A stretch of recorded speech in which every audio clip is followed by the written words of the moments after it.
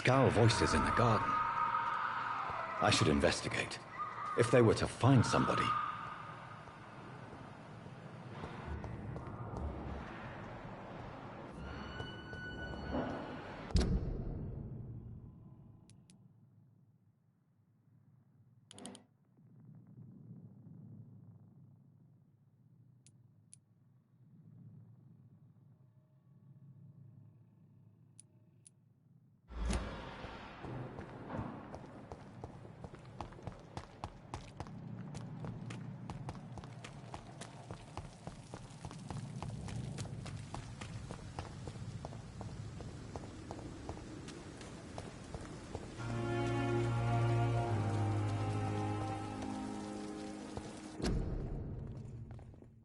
I thought last summer's epidemic was difficult.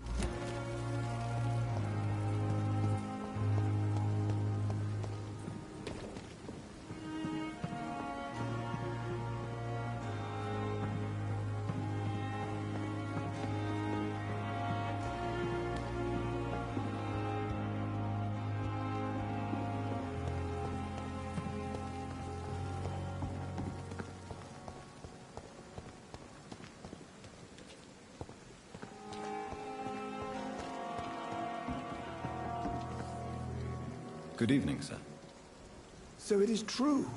The famous Dr. Reed has joined us. I can't think of any better news during these terrible times. Do we know each other? Actually, yes. We met once before, at the Rockefeller University in New York. Dr. Tippett, yes, I remember. I was assisting Professor Carell in his research about coronary bypasses. He had nothing but praise for you. He was also very confident about your future. And look at you now. Eminent surgeon and blood transfusion specialist.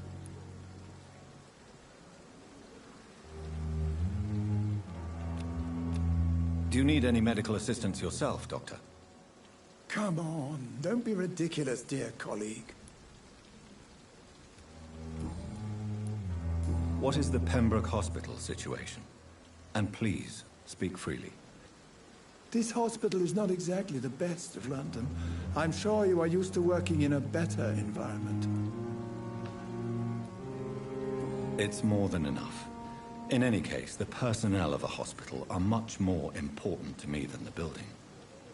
Don't be misled by appearances, Dr. Reed. This hospital does not lack talented people. It just lacks hope.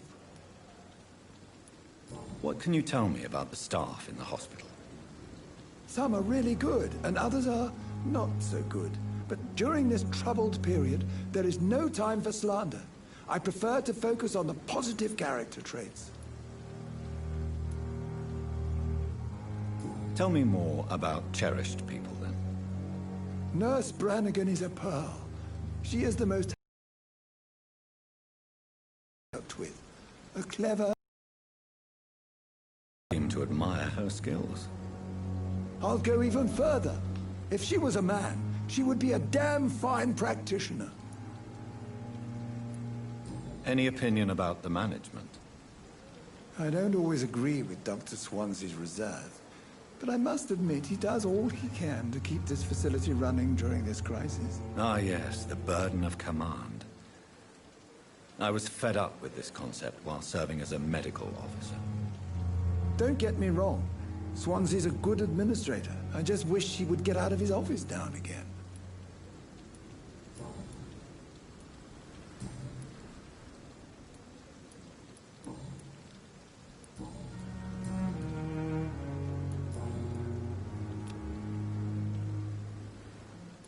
Goodbye, Dr. Tippett.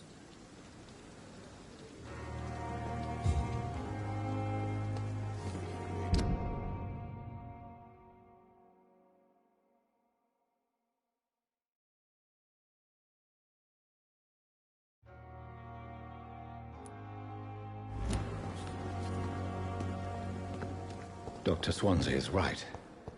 This place seems perfect to conduct my research.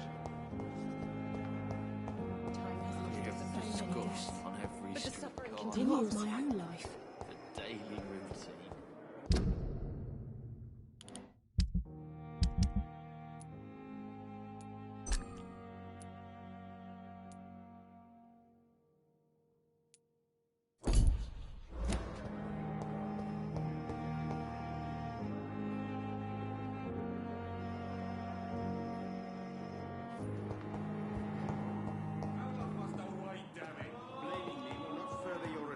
sir. How long's it going to take to fix me? What can I do for you, Doctor? A year. You have the right to disapprove of our methods, and you will kindly apologize. Thank you, Nurse Crane.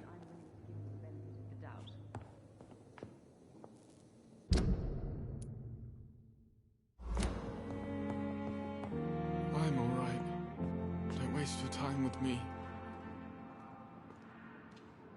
Good evening, madam. Can I help you? It's my son who needs you, sir. I'm Dr. Jonathan Reed.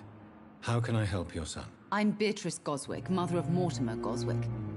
Could you check on him, please, Dr. Reed? I've heard much of your talents as a physician.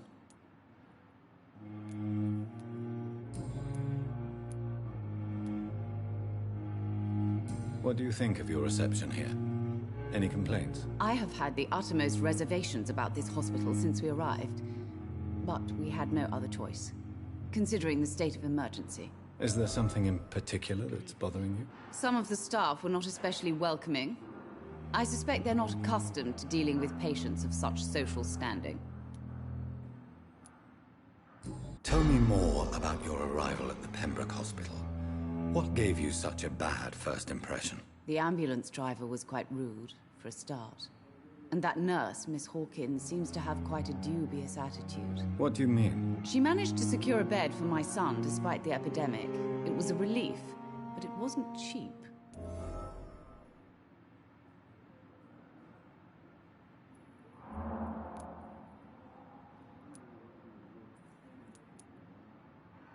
She charged you for a bed? Yes, and I paid without question, considering the urgency of the situation. I share your concern, Mrs. Goswick. Be sure that I'll talk to the people involved. I don't expect compensation, Dr. Reed. But I'm aware such behavior would not be tolerated in other hospitals. What can you tell me about yourself, Mrs. Goswick? Not much to say. Just take care of my Mortimer and I'll cover all the expenses. That's all that matters. May I ask if you have an occupation, Mrs. Goswick? I'm a teacher by profession. I teach young women who are more ambitious about their futures than their families.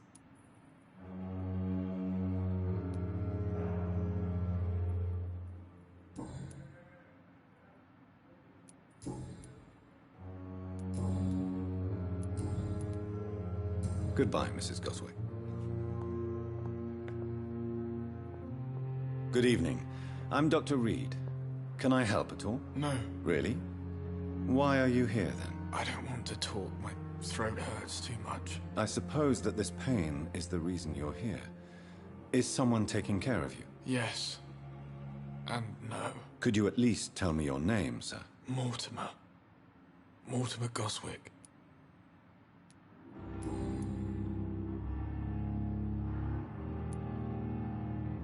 Why did your mother have you hospitalized here? She seems convinced this is a bad hospital. My mother just wants the best for me. She won't rest while I'm here. She'd go all the way to hell and back to help me.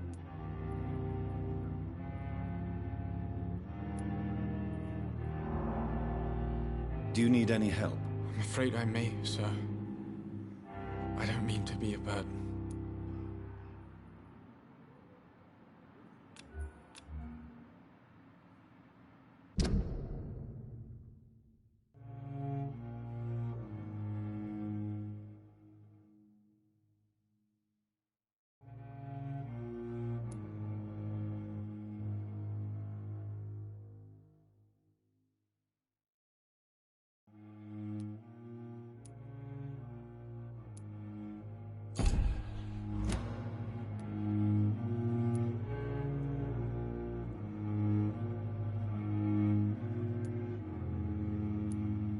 I will see you later.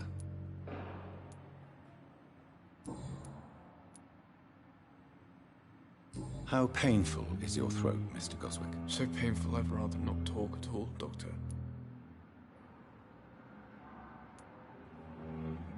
I'm sure you realize a doctor and his patient have to communicate, sir. Would it help if I gave you some paper and a pen? Not really. I see. Then maybe it's not just your throat that hurts, Mr. Goswick. Perhaps your sore throat is just the consequence of something more hurtful. Yes, maybe. But I don't want to talk or even write about it now.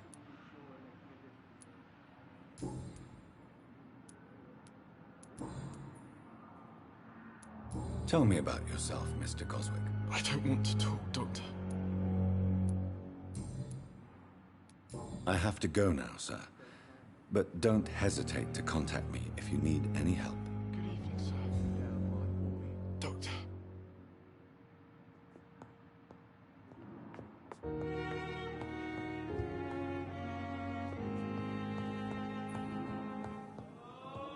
So many deaths. My sweet girl.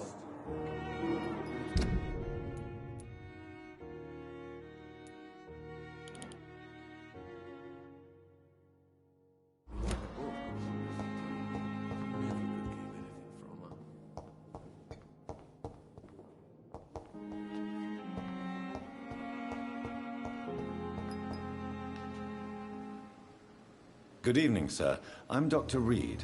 I believe we're going to be colleagues. Reed? Yes, I've been informed about your arrival. I'm Waverly Ackroyd. Welcome aboard, I suppose. Does my arrival inconvenience you in some way, Dr. Ackroyd? Let us just say that I don't particularly share Dr. Swansea's enthusiasm for hiring you. What we need here are reliable professionals, not overrated dabblers.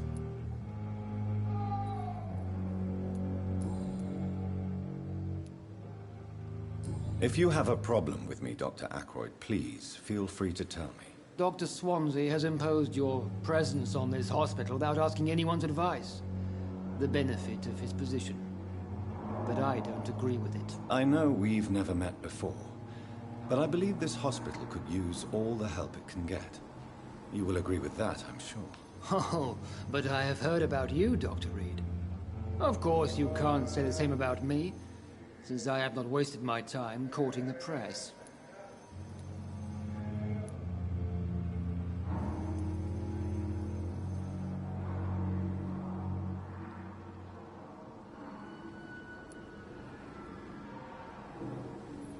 There is no need for such animosity between us.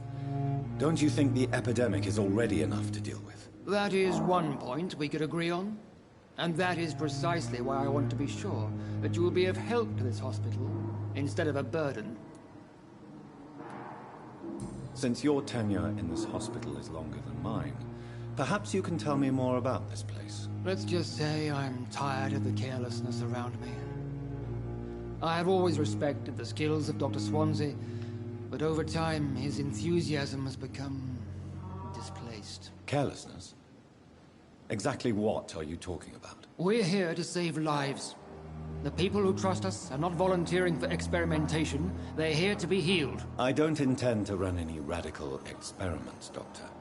Even if I, as any good practitioner should, express an interest in pushing the boundaries of medical research. Modern medical methods were created through audacity and ego.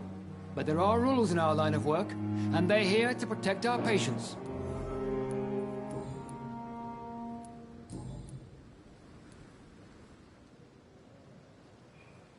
I don't know what you've heard about me, but I have already proved my value as a practitioner. I don't question your skills, Dr. Reed, but your motive.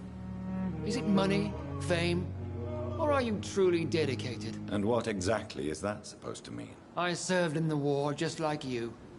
But unlike you, I did not use the wounded to play the modern sorcerer. Be careful what you insinuate, Dr. Ackroyd. I only want you to admit you used those men to improve your theories.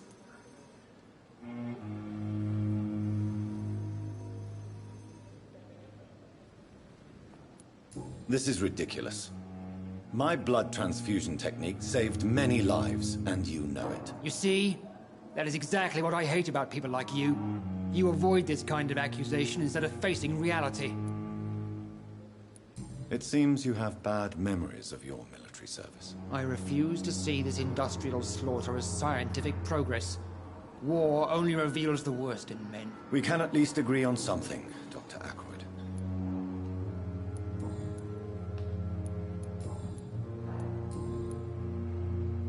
Do you need my assistance? Not at all.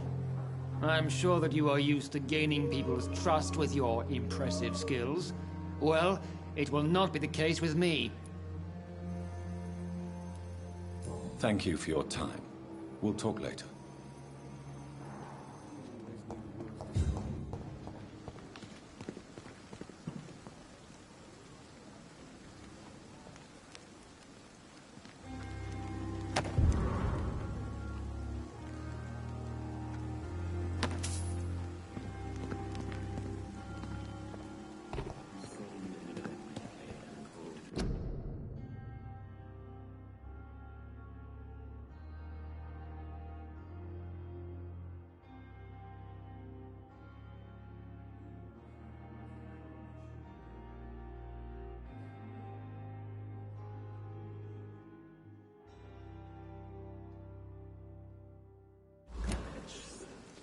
I understand you must be very angry about this unfair situation. I managed to arrange to have you buried in the same mass grave as your wife. I hope. Oh, sweet girl.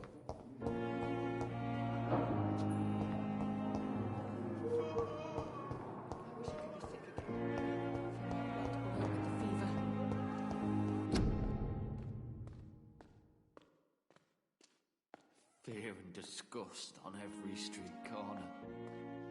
The daily routine.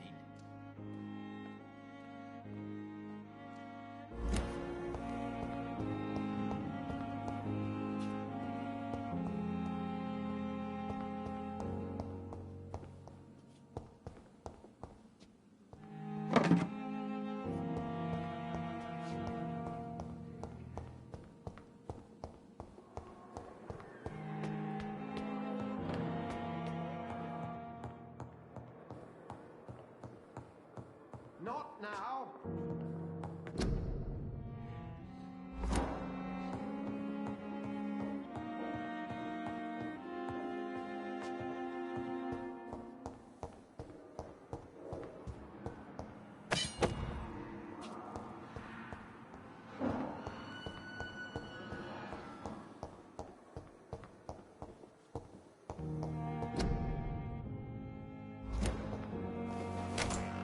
This must be the place. It's definitely away from prying eyes. Relegated to the shadows. A kingdom of my own. At least I won't be sleeping in a coffin. The flower's dying. It needs water.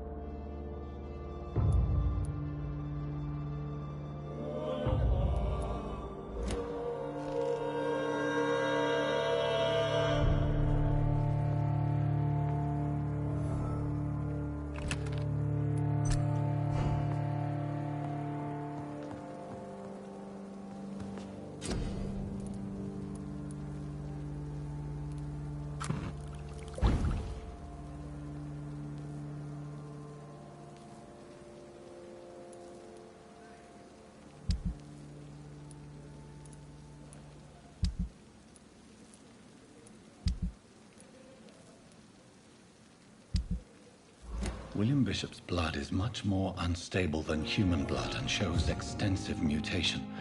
But this is not what happened to me. I must keep on searching. The sun is about to rise. I can feel it.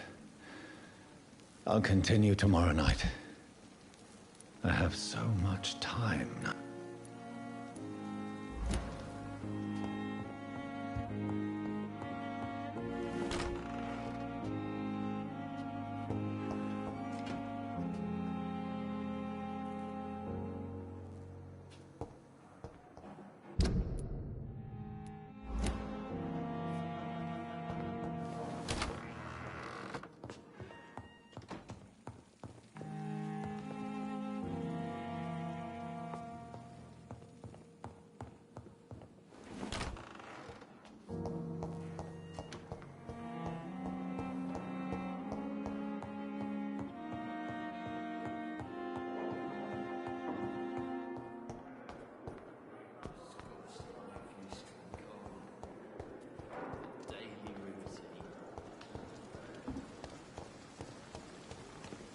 At least that mistress of the town.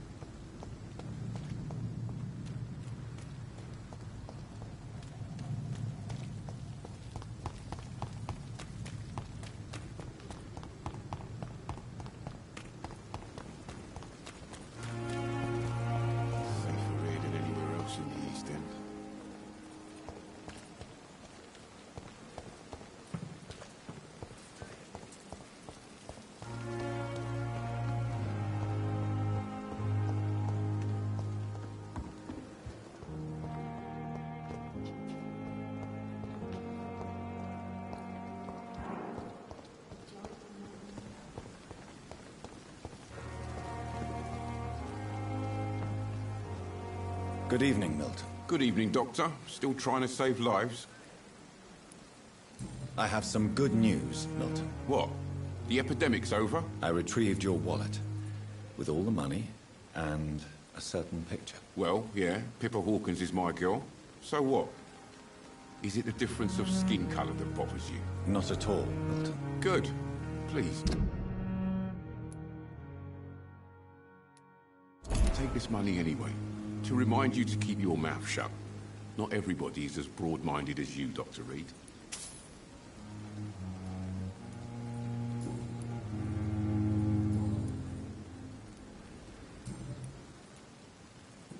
What's going on between you and Nurse Hawkins? Pippa's tired.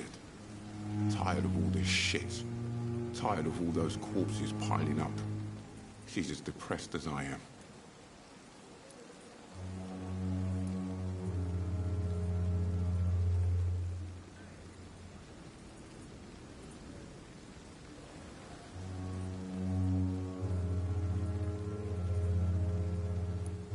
You do realize you could both get fired.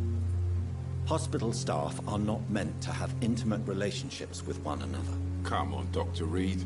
Do you know how many rules are broken in this hospital every day just to keep it running? There's nothing wrong with what we're doing. During the war, I witnessed a few couples just like you come together in difficult circumstances. It can be very damaging. Maybe you're right. But we support each other. And that's all that matters.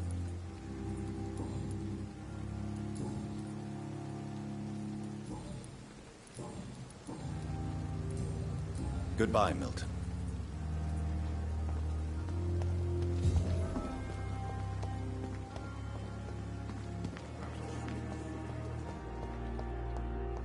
We have some of the most brilliant minds in London.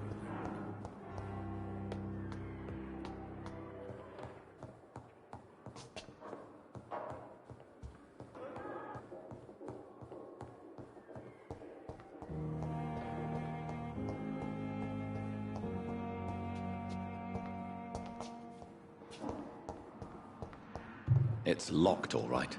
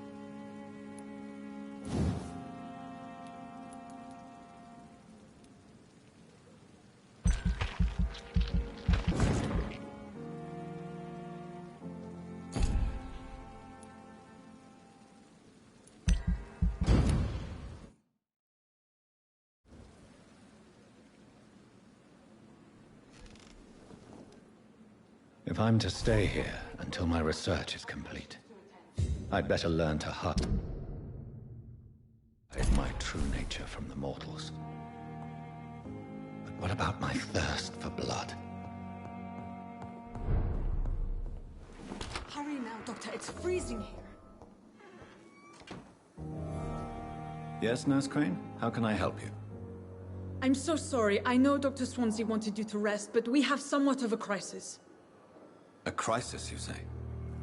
Our supply of antiseptics is nearly depleted. I was hoping there was another box up here, but...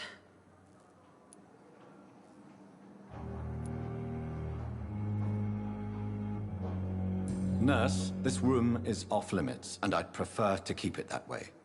Make sure the rest of the staff are so informed. Of course, Doctor. And what about the antiseptics? Or do I inform the staff that you're too busy? I may have a solution. In France, during the war, drugs shortage was a daily problem, and we had to use our wits to overcome the shortages. However do you mean? If combined correctly, certain household chemical products can be used in a pinch instead. Now, where's the hospital storeroom? The storeroom? Fat chance. This is the Pembroke, and space is luxury we don't have. Everything used to be stored in the old morgue. Perhaps I should look there first. Where is this morgue? It's the large building behind the hospital. You'll need to go in the back door because it's been sealed off for sanitary reasons. Take this key. It opens a small back entrance at the end of a narrow street. The abandoned morgue behind the hospital. A small door at the end of a narrow street. On my way, then. Thank you, nurse. Yes, Doctor?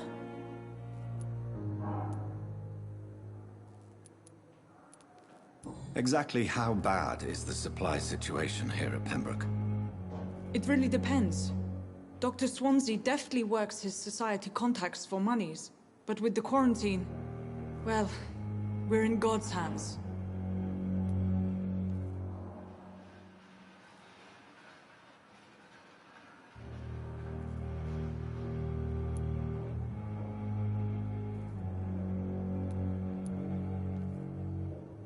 Please, could you point me in the direction of the morgue again?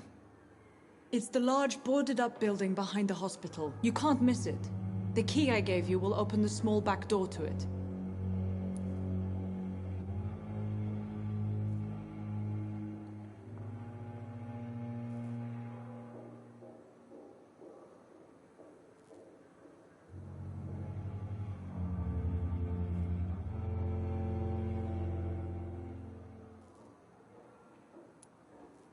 Why then do you always work the nights? Don't you ever sleep? At the Pembroke, we're always hands on deck.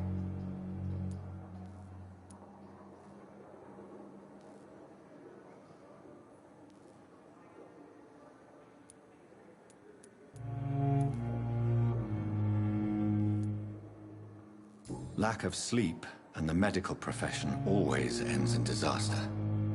I've witnessed many a colleague succumb to stimulants to fight exhaustion. Drugs were as deadly as bullets in the trenches.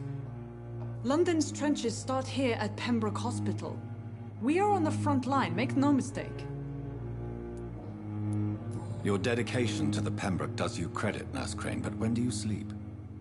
We staff get our sleep when we can, Doctor. Nursing is a vocation, not the labor of a journeyman.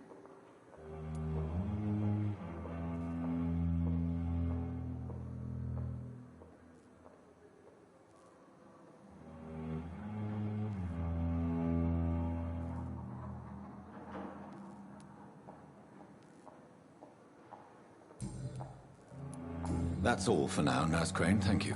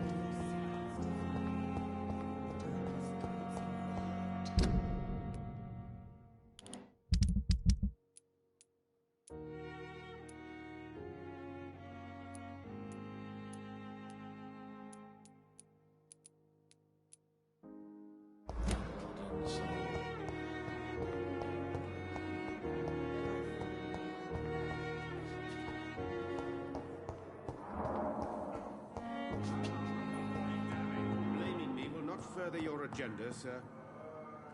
How long is it going to I'm take quite to busy reach- right now, Dr. Reed.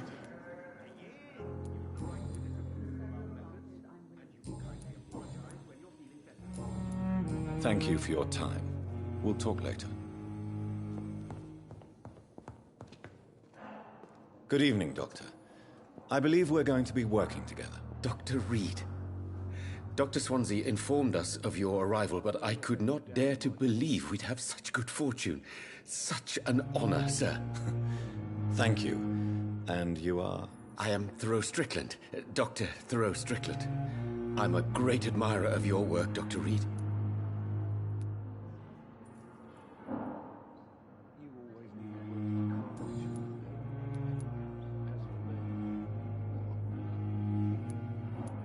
What do you think of Dr. Ackroyd's aversion to modern medical methods? It's a shame he's so narrow-minded.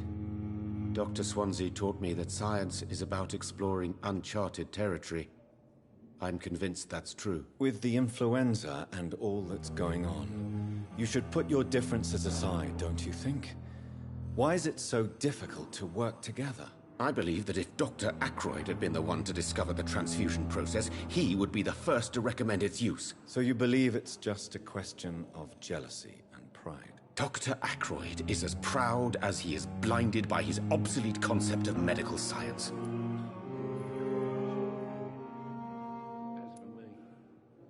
Please, could you tell me something about yourself? I'm a great admirer of your work concerning blood transfusion, Dr. Reed. I run my own experiments. I'm convinced it's the future. What made you choose to be a doctor? I'm not ashamed to admit you and your work have inspired me. I am honored to have the opportunity to work by your side. I'll give you some advice, but understand that nothing beats practical experience, which can be exhausting and solitary work. Of course, sir. And don't worry, I will never allow myself to be a burden, neither to you nor this hospital. I based my technique on my mentor's research. He helped me perfect my method. What is yours? I'd rather not talk about it. For now, it's just theories and first approach. My process is purely experimental and unsuccessful. As long as you're cautious and methodical, you may remain empty-handed, but you won't fail. You're not the first one to warn me, but I am convinced knowledge is the main weapon against the ravages of this epidemic. What can you tell me about the Pembroke? Well, it has always been an honor to work with Dr. Swansea. But with your arrival, I can't think of a better opportunity to learn about blood transfusion. Do you need help with anything in particular? Well, yes, maybe. I'm waiting for a batch of products I ordered for my personal research, yet my supplier seems to have vanished. Do you want me to play the errand boy for you? Oh no, Dr. Reed. But if you went personally to his shop, what with your reputation and all, he wouldn't dare to refuse the products I need. I see. Well, give me the address, for I may pass by if I have time. You seem quite optimistic. It's a rare and precious attitude in these difficult times. I'm convinced that this epidemic is a test of endurance and dedication for us men of science. Questions remain about our capacity to resolve the situation. True. Last summer, during the first wave of the epidemic, I used to joke with Milton about the extra work. We're not smiling now.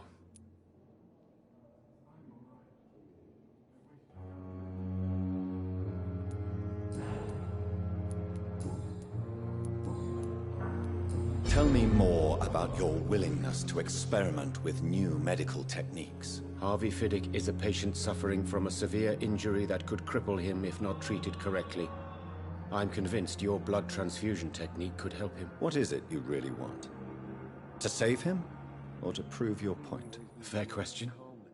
I want nothing but to save my patient, Dr. Reed.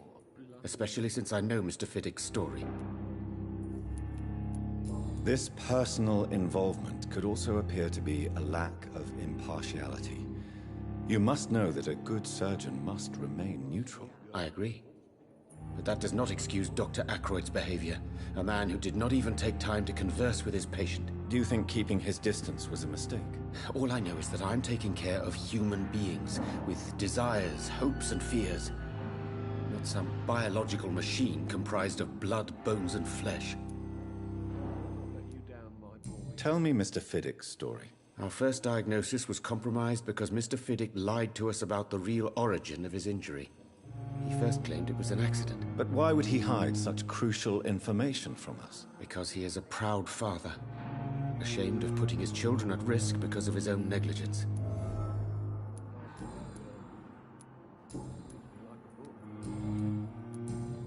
Goodbye, Dr. Strickland.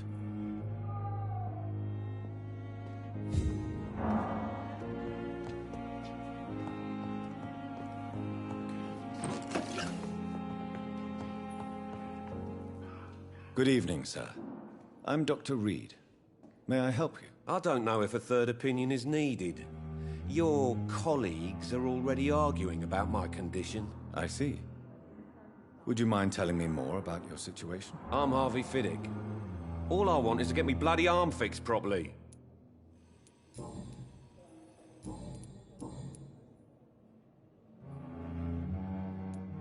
Tell me about the doctors who are arguing about your case. Strickland and Aykroyd. They both want the best for me, but there's a lot of pride there. Doctors are no different from carpenters, it seems. What do you mean? I often had professional arguments with rivals on a building site. Difference is, I disagreed about wooden nails, not flesh and bones.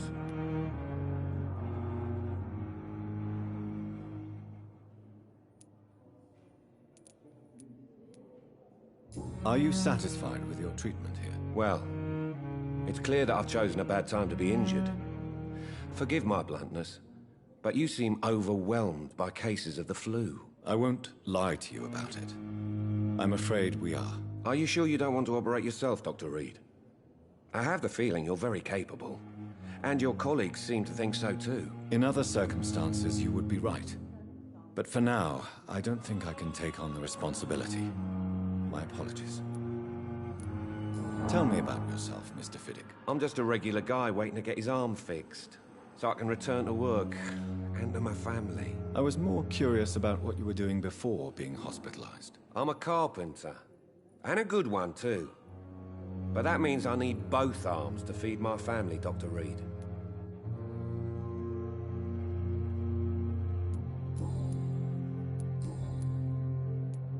Tell me about your injury, Harvey. Why do you feel so guilty about it? My wife died because of me. And now I may lose everything because I've been careless enough to hurt myself. What an arsehole.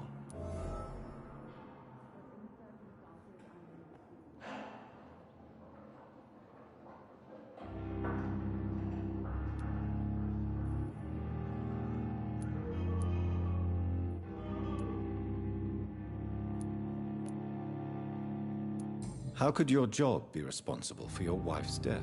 I was working a double.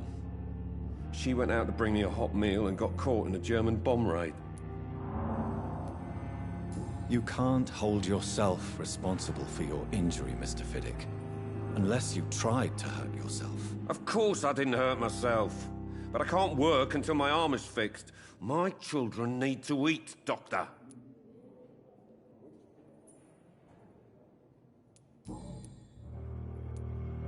Tell me more about the death of your wife, Harvey. 1915. I was in the army, building workshops for the Royal Flying Corps. Helen was happy I wasn't sent to the front. What happened? The Germans sent Zeppelins to bomb the construction site, but they missed their target. My wife was bringing my dinner when the bombs fell.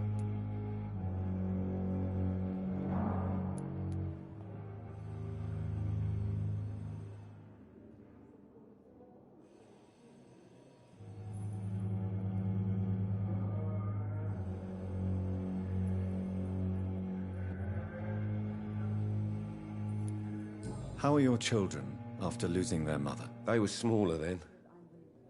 The only good thing about this is my Helen didn't bring them with her that night. I'm sorry for your loss. So many died during the bombings. I served in France and witnessed the carnage there. I would like to say that she didn't suffer. Truth is, I have no idea. I just know that I'm all that me kids have. Poor little bleeders. Is there anything else that's bothering you? Can I help in any way? I'm all right. Considering the state of this place, I should consider myself lucky, I guess. Goodbye for now, Mr. Fiddick. I'll see you later. Oh, sweet girl. Treats me like a book. Never could keep anything from her. But in the circumstances, I'm willing to give you the benefit of the doubt.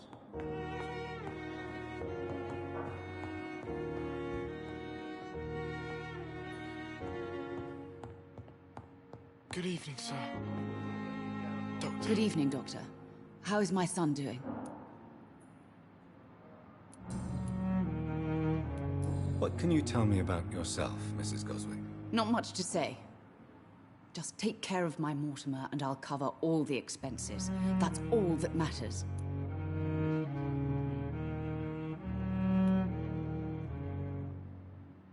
Are you really that rich? Most of the patients here are of a more humble origin, if I may say so. Yes. Thanks to my husband. May he rest in peace. I can cover any needed medical expenses. Goodbye, Mrs. Goswick. Doctor. With you at our side, Dr. Reed, I know that Pembroke will prevail and survive this epidemic. Good evening, nurse. Good evening, Doctor. I don't think we've been introduced yet. My name is Pippa Hawkins. And I'm Dr. Jonathan Reed. Dr. Swansea has recently offered me a position in this hospital. Well, it's a euphemism that your help will be appreciated, Doctor.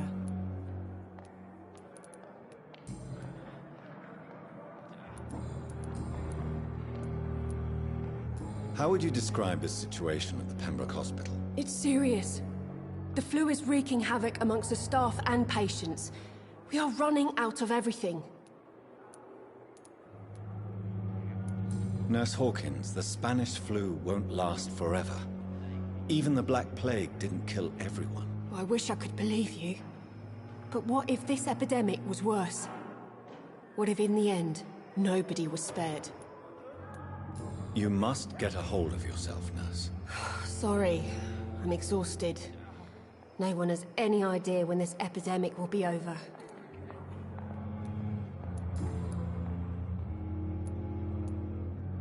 How long have you been a nurse? Well, long enough to see that the epidemic is winning. And no matter how qualified you are, don't tell me you'll change that.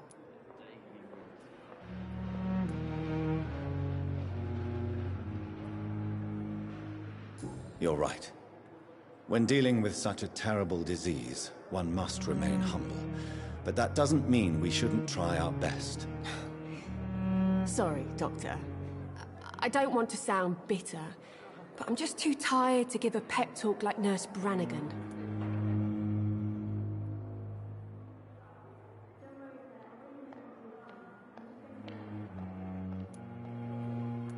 How is the Pembroke staff coping with the epidemic? Well, not well. Milton, the ambulance driver, is even more grumpy than usual, especially concerning doctors.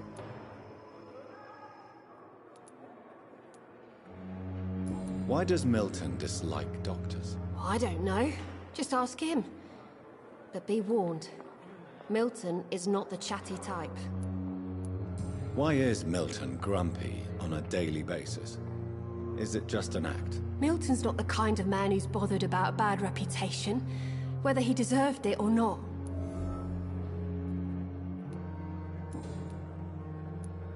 Pepper, I know you're very close to Milton Hooks. Yes, Milton Hooks is my man. If you want to report me for that, just feel free, Doctor. I have no intention of reporting you, Nurse Hawkins. But are you aware of the risks? The rules say I won't be allowed to work as a nurse anymore. But here at the Pembroke, we break rules all the time. Is he worth the risk? Hey, I'm no perfect woman, and Milton is not the finest bloke. But we do our best to get by. That's all any of us can hope for nowadays.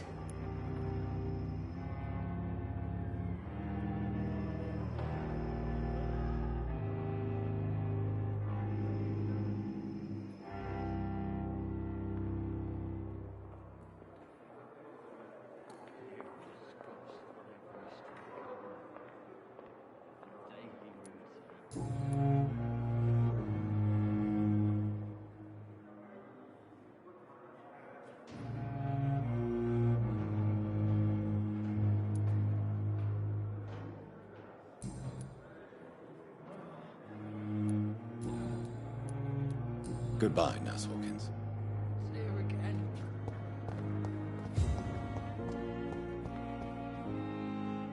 Good evening, Mr. Hampton. How do you feel? Dr. Reed, is it? Oh, sir, I must apologize for my behavior. What do you mean? I was not myself in the factory.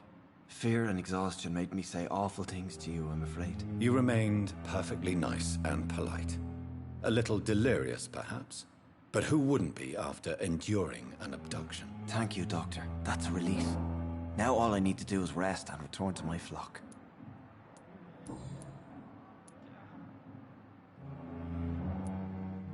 Do you know Tom Watts, the bartender from the Turtle? I met him before I found you in the canning factory. Tom? Yes, of course. Always the helping hand, good old Tom. Without men like him, corruption and despair would have wiped out the East End long ago. People are still in despair. How could it be otherwise?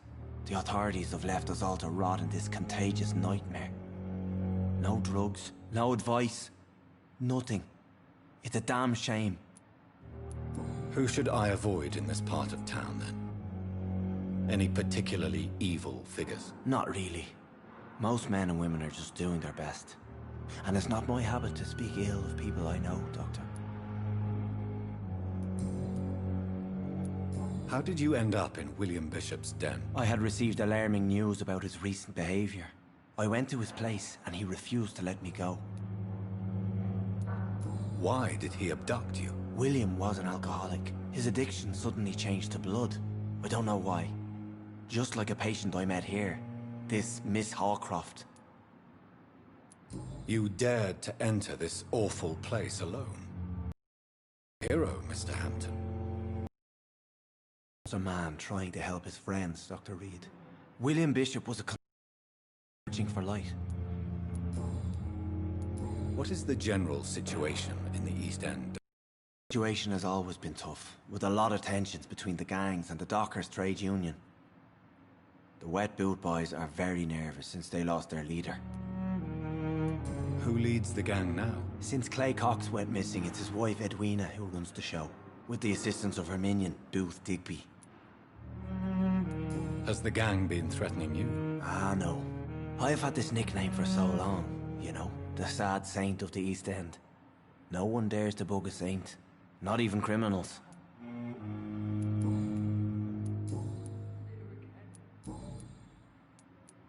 How do you feel, Mr. Hampton? Medically speaking, I mean. I feel exhausted. Beyond exhaustion, actually. William drank so much of my blood in his madness. I feel empty. You're in good hands here. Dr. Swansea is well versed in blood transfusion, and I'm sure he'll take the best care of you. Thank you, sir. I believe all I need is rest, and then I can go back to the people who need me. What do you do for a living, Mr. Hampton? I can't help but notice the cross around your neck. I manage a night asylum for the poor and homeless of the docks, and I try to guide the lost and hesitant on the right path to our Lord. Are you a priest, Mr. Hampton? A deacon, maybe? Not at all, Doctor. I'm just a man of faith willing to preach the good word.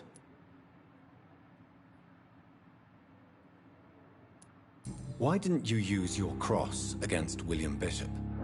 To repel him somehow? That's a very strange question, Doctor. A cross is no magical token, if that's what you were trying to say. Not mine, anyway.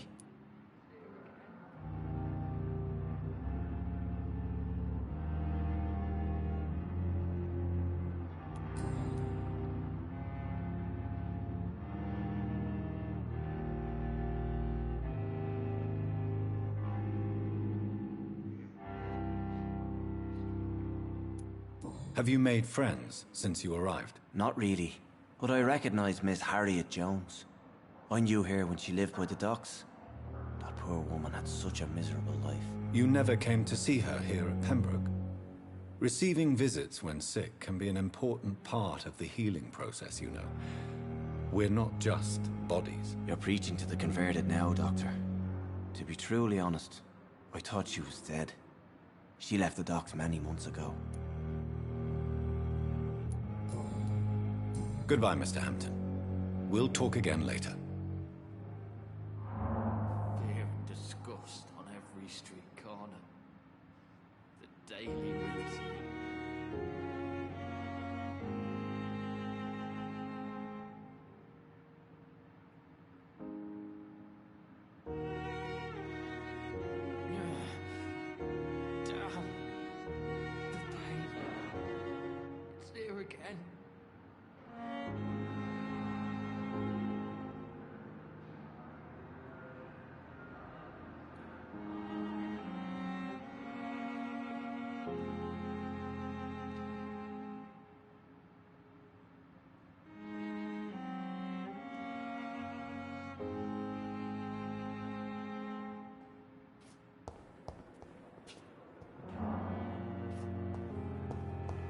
You are going to reveal all your secrets to me, even the darkest thoughts in your heart. My blood and soul. They belong to you now. The life running in your veins. This dead flesh needs it. Oh, please spare me, Dark Queen.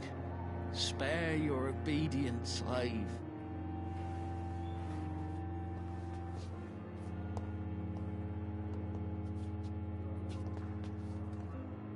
Good evening, miss. I'm Dr. Reed, the new surgeon at the Pembroke Hospital. And who are you? Your name has no meaning to me, mortal. You're nothing but dust blown by the winds of eternity. I beg your pardon? What are you begging for, mortal? My clemency? Well, tonight maybe I'm inclined to mercy. You'll never forget the night you met Thelma Howcroft. You keep calling me mortal. Why is that? And if I'm mortal, what are you? Well, Dr. Reed, if you must know, I'm a vampire.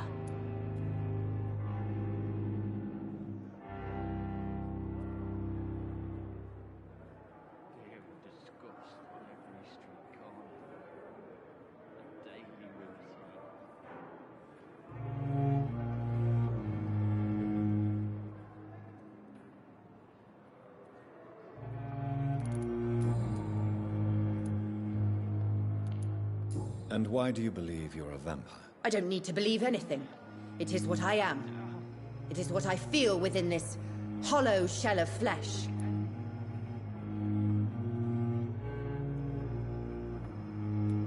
Please, describe to me how you feel. What is it like to be a vampire? I can hear my body crumble from the inside as my flesh cracks and fades. I sense the last pulse of postulant blood within my drying veins. I need new blood. I see.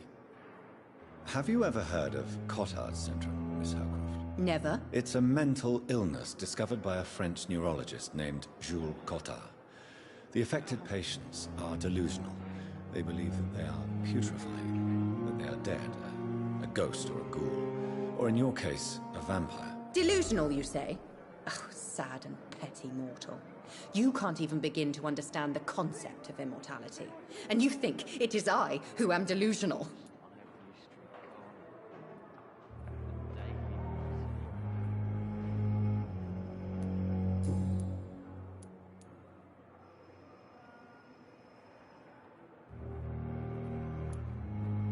I'm assuming you must be a patient here. Am I right, Miss Howcroft? It's only a cover. To hide from my enemies. I can leave whenever I want. As a woman, a spirit, fog, or bat. Who are these enemies you mentioned? Can you describe them? I cannot say for sure. But I sense their eyes on me from nearby. I feel them watching me every time I visit the garden near the morgue.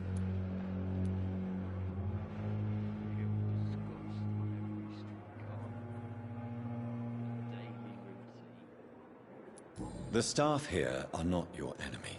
They're here to help you, to care for you. I'm not speaking of the doctors in white. I'm speaking of the men and women who hunt me. For I am a vampire. I see. Don't worry. These people will not find you here. I'll personally make sure they leave you alone. Thank you, mortal. But do not interfere with them, for you are no match for those that hunt me.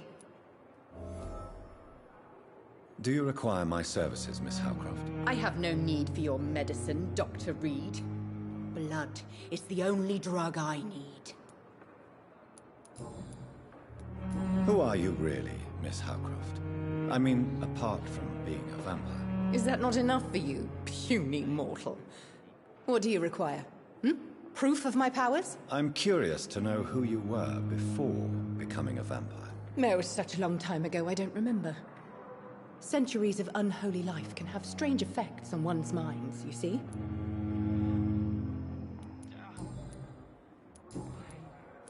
I'm assuming you must be a patient here. Am I right, Miss Howcroft? It's only a cover.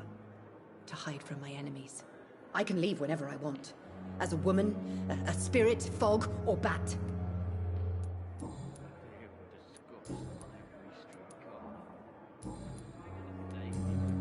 I'll leave you, Mistress of the Dark, to your nocturnal activities.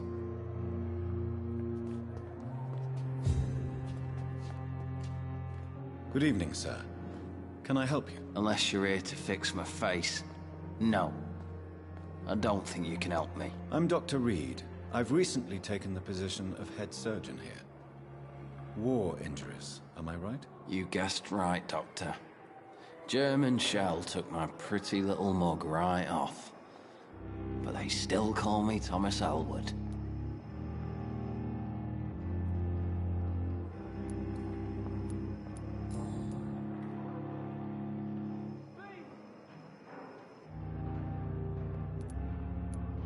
Where were you stationed, sir?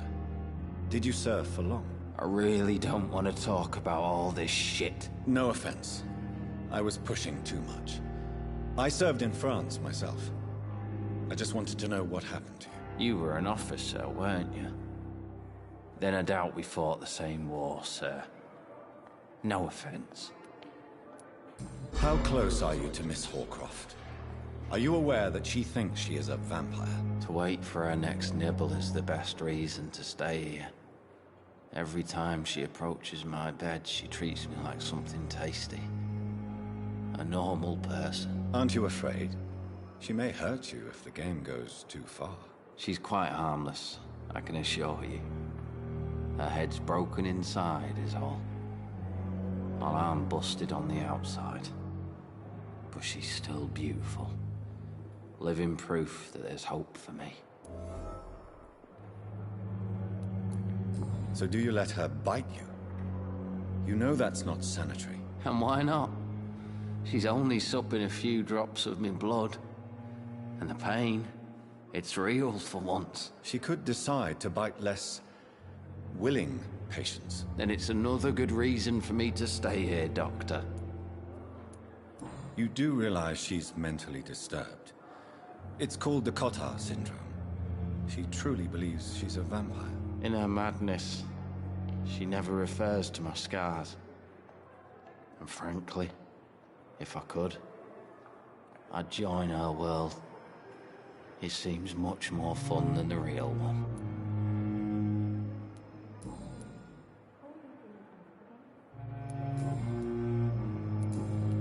Soldier, do you need assistance? I'm fine. Just do something for this pain, will you? That's all I'm asking. Goodbye for now, Mr. Elwood. Fear of disgust on every street corner. The daily routine.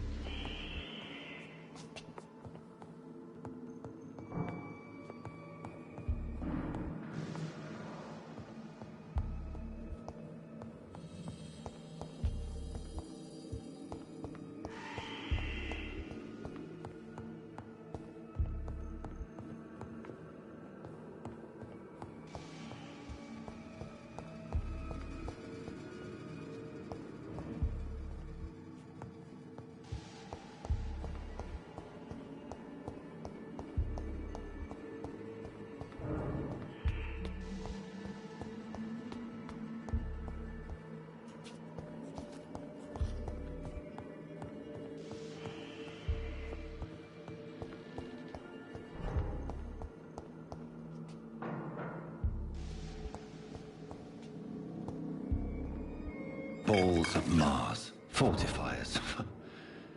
As popular as they are ineffective. But they do contain iron tartrate, and that might prove itself useful.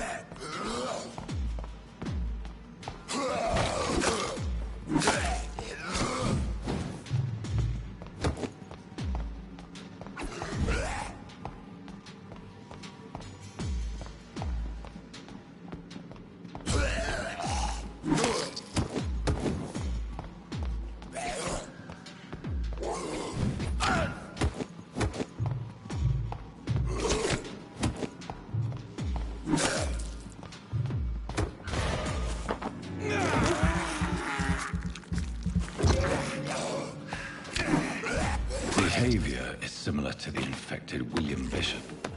Must be the same strain. This sickness moves faster than influenza.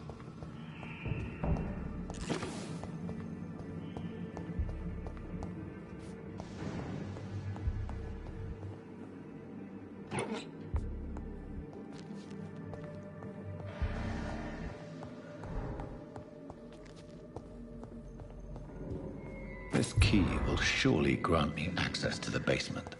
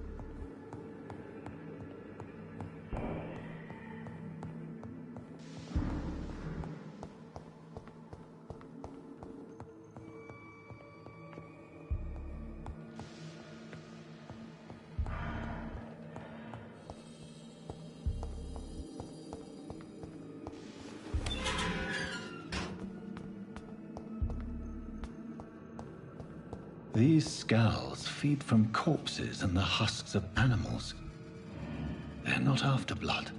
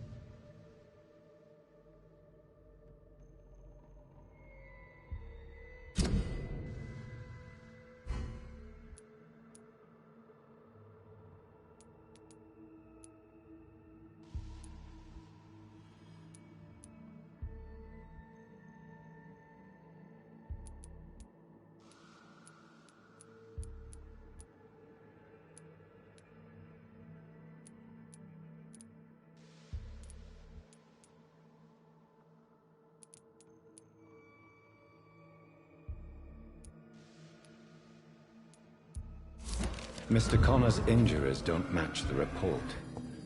I'd better look into this.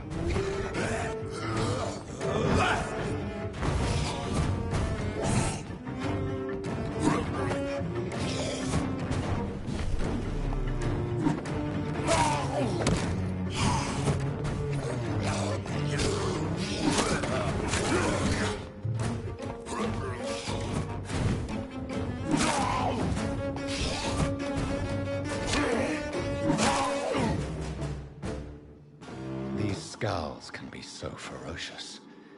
I'm not sure I can defeat them without becoming stronger. To drink blood is so tempting. Sodium hypochlorite. Dangerous to administer, but efficient in the proper dosage.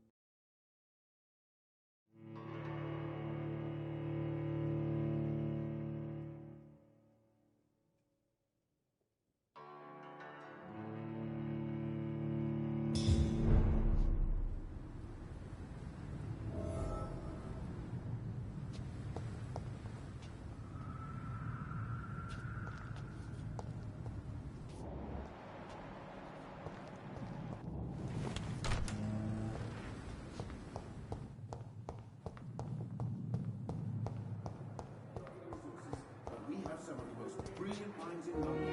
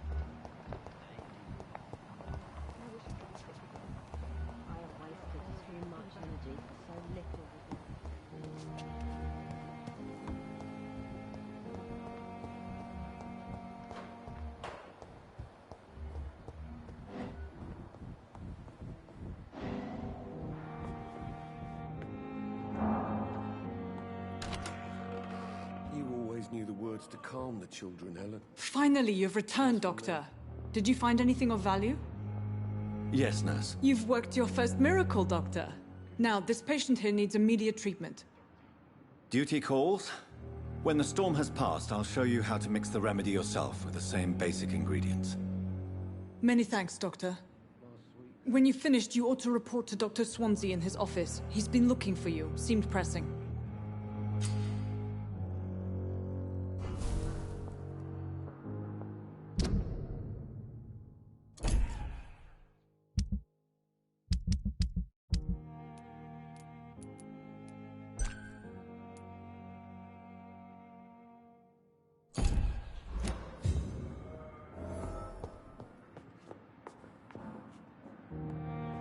Good evening, Mr. Goswick. How are you? I'm okay.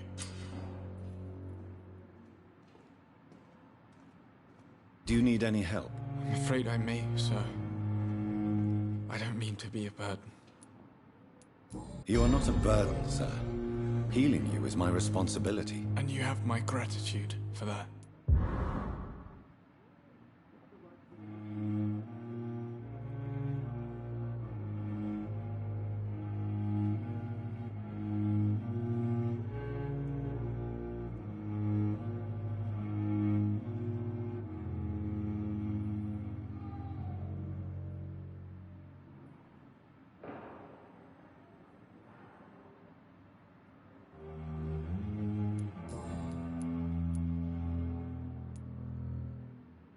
Why did your mother have you hospitalized here? She seems convinced this is a bad hospital. My mother just wants the best for me. She won't rest while I'm here. She'd go all the way to hell and back to help me.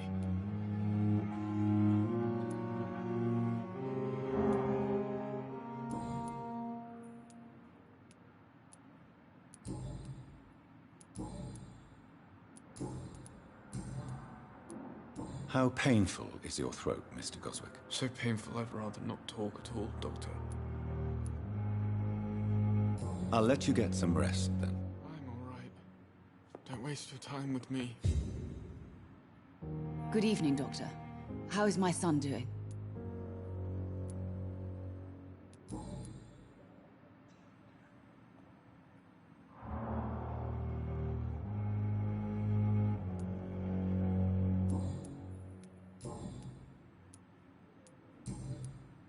Do you require medical attention as well, Mrs. Goswick? I have other concerns right now, Doctor.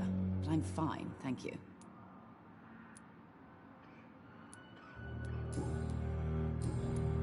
Goodbye, Mrs. Goswick. Doctor.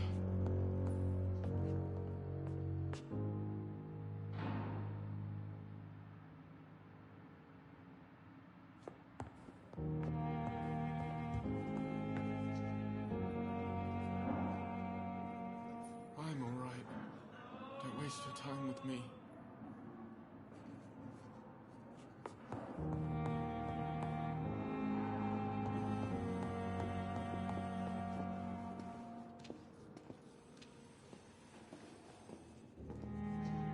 I will not let you down, my boy.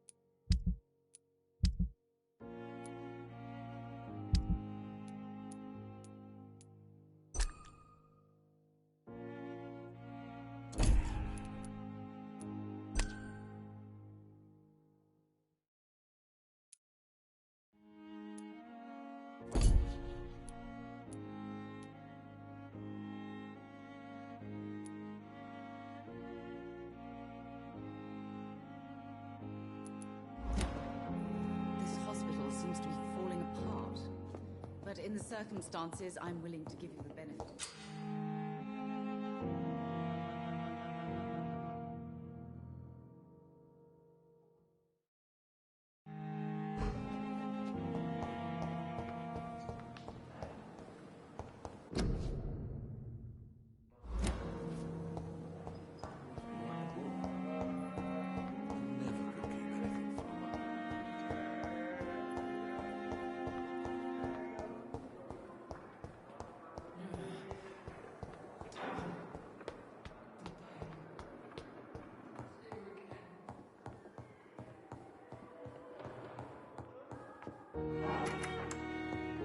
Please, Jonathan, come in. Fascinating, is it not? In the last decade, so many mysteries have been brought to light with our microscopes. The human body, biology's penultimate frontier. The more we explore its boundaries, the less we're able to trace a clear line between life and death. You, my friend, have a foot in both countries. The view must be vertiginous. It's at least as vertiginous as chatting about vampires with you, I would say. This must be all so new to you. This area of town, the hospital, a brand new life. How stimulating it must be.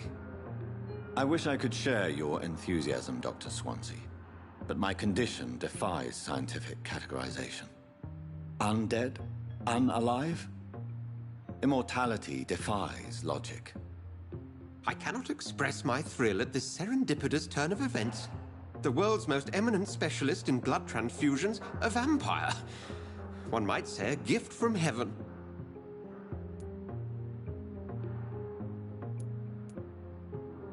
It may seem strange, but your words have brought me some comfort here. Forgive me. I've been an admirer of your work for a long time, and now you are so much more than a brilliant physician. And please, call me Edgar. Thank you. But I'd rather you didn't speak so lightly about my condition. There is nothing I find amusing about this situation. Very well. I have a task for you, Jonathan. Something that will require all your newfound skills.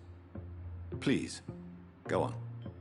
The Pembroke only survives through the generosity of our benefactors. Unfortunately, our main donor has found herself in a bit of a bind. Now, if you could help her out... A spokesman or politician is what you need. That's not my calling. And until I come to understand what has happened to me, I require discretion. Discretion is in order, Jonathan. Lady Ashbury has recently received rather indelicate correspondence that, if revealed, would jeopardize her position. And you would like me to eradicate this threat? By the stole, of course not. I would just like you to pay her a visit. Her ladyship is certainly near the tents outside, tending the sick. You can't miss her. Look for someone impossibly delicate. Accepted. I'll see what kind of trouble Lady Ashbury is in.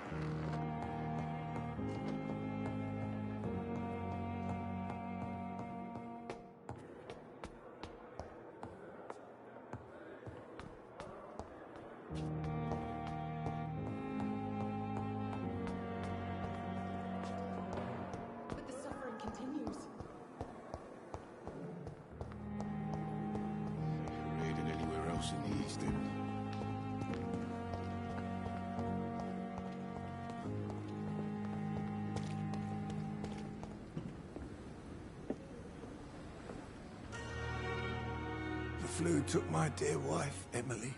I take comfort knowing we'll soon be together again. Mr. Rainfield, that's no way to talk. You're in good hands here, and we'll be up again soon enough.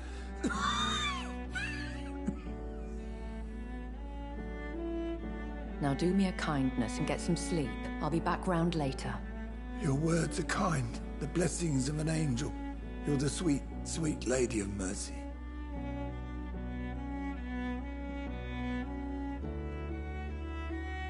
Good evening, Dr. Reed. It's a pleasure to see you again. You seem surprised. Dr. Swansea has brought me up to speed concerning your recent appointment to Pembroke Hospital. You're a the lady who saved me that night, before vanishing into thin air. I remember you from the pub with Dr. Swansea. Indeed. Allow me to introduce myself formally this time. My name is Lady Ashbury. I remember you well, in spite of the brevity of our encounter.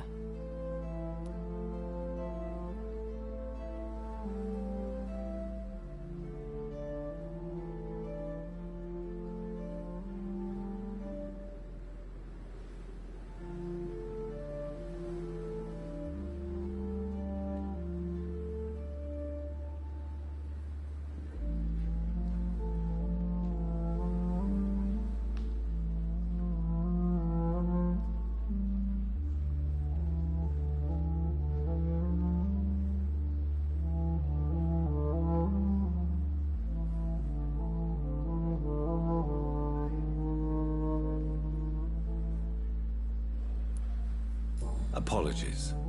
You've taken me by surprise. I'm very happy to see you. The pleasure is mine, Doctor. I hope you're more disposed to answer my questions now. You must have countless questions, but our rather urgent matter first. Swansea has explained. My cover, if you prefer, has been compromised.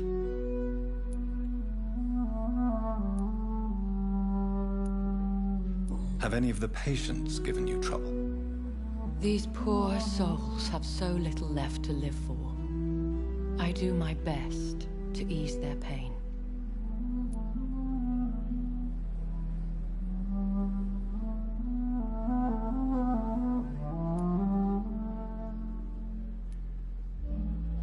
The world would be a better place if it were cared for by women like you.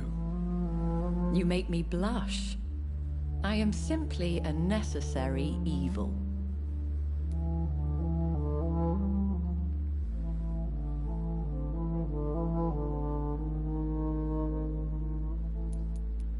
Pardon my boldness, Your Ladyship, but I have questions concerning this condition we share.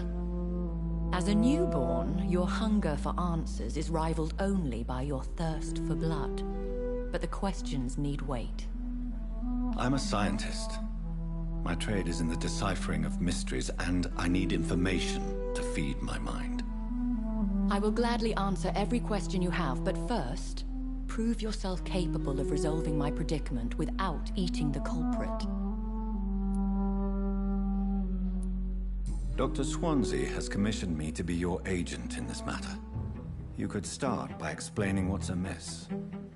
These past insufferable weeks, I've been the victim of extortion. I've made a first payment, but the blackmailer grows greedy. I must refuse his most recent demands.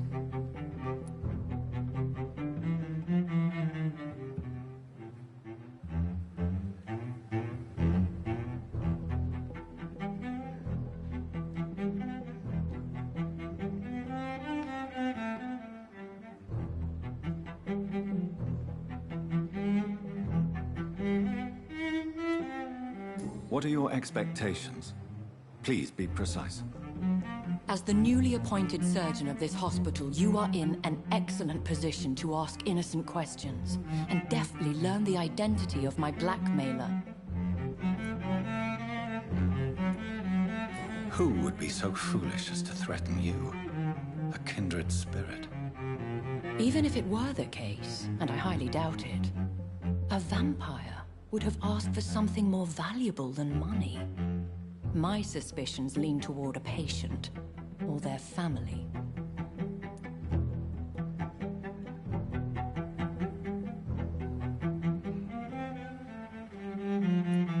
If we're dealing with an ordinary criminal, surely you've the means to deal with it yourself, if I may. As immortal tradition doth dictate, all fangs and hypnotic eyes ablaze, the blood would run like a river. That's what I hope to avoid. Violence has a tendency to spiral out of control.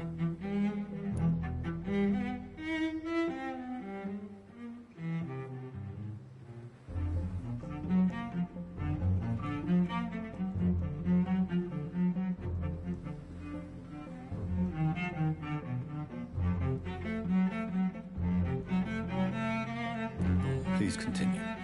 Every detail is essential. I'm your man. My embarrassment in this matter is eclipsed only by my shame at having put the hospital at risk. The threat from our anonymous scoundrel is clear. A list of dates. My visits coinciding with the dates of suspicious patient deaths due to massive blood loss.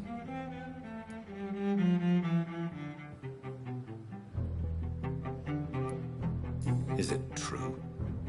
Now aren't you the blunt one?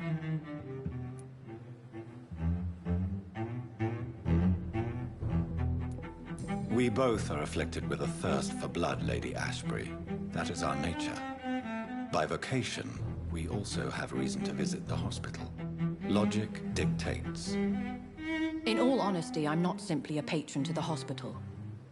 My visits serve a dual purpose. Dr. Swansea has been treating my condition with a revolutionary technique of blood transfusion. It seems you are a specialist in the domain. I'll take care of it. Do you know where I should start? If that was the case, I'd settle the matter myself. You could talk to our local gossip, Harriet Jones. Not a pin drops here without her hearing about it. I'll meet that woman now. My life, as others know, is in your hands, Dr. Reed. I'm sure of your discretion, but I do fear your powers of persuasion will be put to the test. When this is resolved, I'll be your obligé. I'll answer all questions in regards of your condition.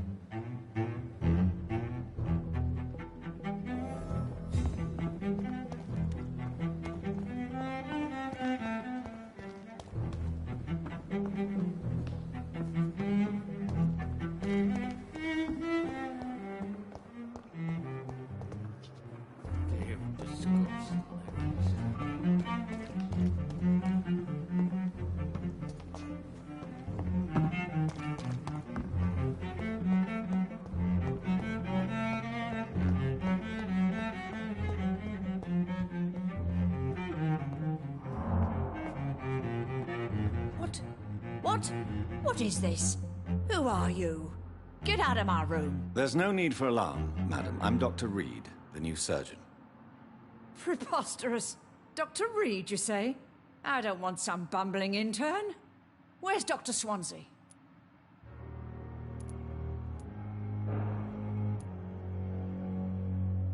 Please, calm down, madam. I assure you that I am highly qualified. I'm just back from war duty. How brave. Threatening an old defenseless woman. You know how long I've been a patient here? You've picked the wrong fight. I'm Harriet Jones. Harriet Jones? Indeed. I've been meaning to have a chat with you. You know what goes on here better than any other patient, I gather. Oh, better than any patient, nurse or doctor. I've seen so many vile undertakings. I heard there have been some despicable goings-on. Was there a case of blackmail? Blackmail? Wait. You're investigating something. This isn't a social call. One of those incompetent cunts slit a poor sod's vein.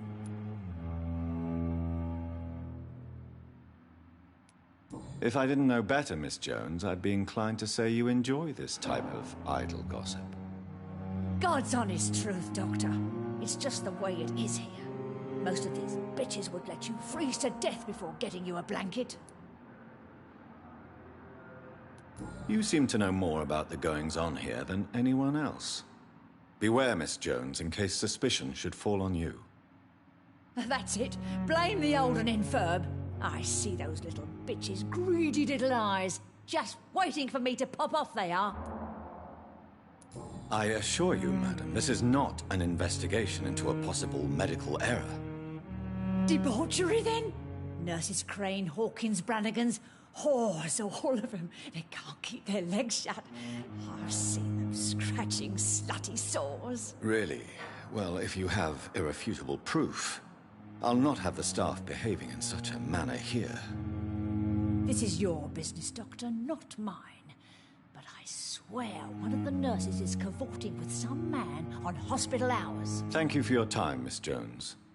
You've given me something to go on. See you on the next round.